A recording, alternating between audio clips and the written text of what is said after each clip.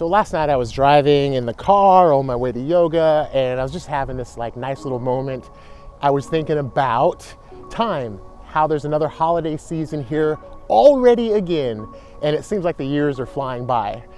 And as I sat with that, I continued to drive, it just occurred to me and became very clear that actually everything is in the right place, right here, right now.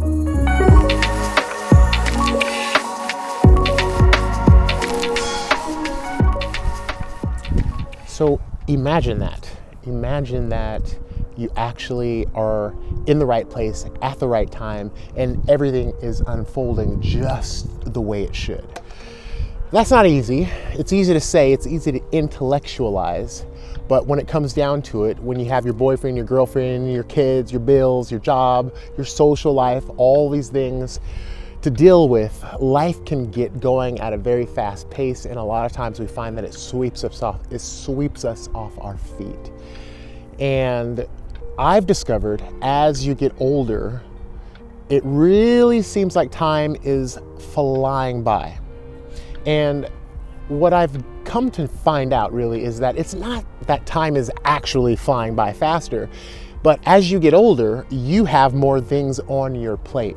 As you get older, you start to have kids. As you get older, you get more friends. You have more relationships. You expand your world. And as you get more things on your plate, as you expand your world, it's going to feel like time is flying by. And in this feeling of time flying by and watching your world essentially begin to, for lack of a better word, disintegrate before your eyes, because as you do get older, you start to see friends dying, you start to see loved ones move on, things change. That's the one constant about this life. That's the one constant about this reality. And as you observe this, it feels like time is going by faster. You have people coming and going, some people are dying, and you're experiencing the richness of life. It's easy to get lost, especially if you don't have your practice.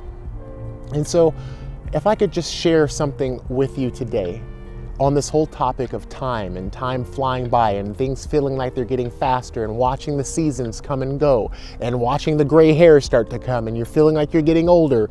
You saw a kid, one of your friend's kids 2 years ago, and you meet him again, you hadn't seen him in a couple of years, and now they're grown up and tall and they got hair on their face, and it's just like all these things, if you don't have a practice, can be overwhelming. And so it's really important that we prioritize our life in a way so that we are set up for success. And what I have found through my own experience is that prioritizing my life so that God is first, so that the divine is first, so that spirit comes first, everything else falls into place after that. And see, what this does when you put God first, when you put your spiritual life first, is it naturally gets you in tune with nature. It actually gives you perspective with where you really are in the scheme of divine creation rather than what your mind thinks. See, because your mind thinks that secretly you're gonna be the one that lives forever. Your mind is telling you that you're never gonna get old and that you're always gonna have big lumptuous breasts and big full lips and you're never gonna get wrinkles. Your mind is telling you that you're always gonna be a stud and the women always love you. Your mind, its job is to help you stay feeling safe, feeling good. Your mind feeds your ego. You see, and when you have a perspective of ego, personality, and mind in the world, that is really not setting you up for success. That's putting the material, physical world first rather than spirit, rather than God, rather than the discovery of your true divine nature. And so when we prioritize our life and put God first, we find that we have the capacity to tap into this moment, because it's through our yoga meditation practice that we maintain a strong body temple, that we cultivate the discipline to be able to sit in meditation in the morning and sit in meditation in the evening.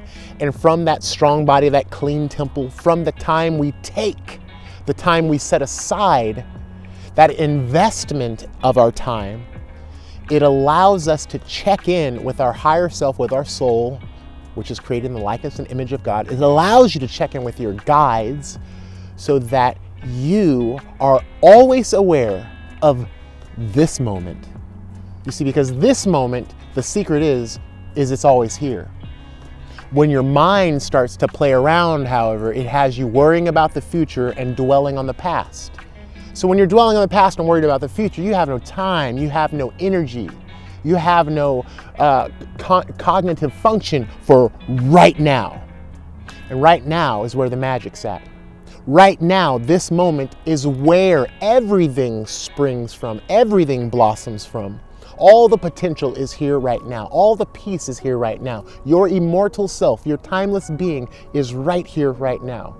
This may sound like a bunch of woo-woo crazy nonsense, but I guarantee, I testify, and I share with you from my own experience that when you start looking inside of yourself, you're going to tap into something that is an infinite wellspring of unconditional love, that is timeless, that is perfect, and that will lift you up through life, and it will get you through any obstacle, any pain, any suffering, any bad breakup, any bad relationship, all of that nonsense in the outside world.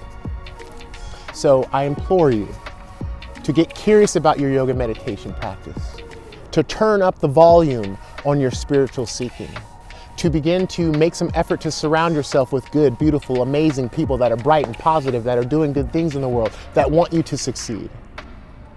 May all beings everywhere take time every day for yoga meditation. May all beings everywhere treat one another with love and respect. My name is Michael Fireborn, and I'm right here with you. Peace.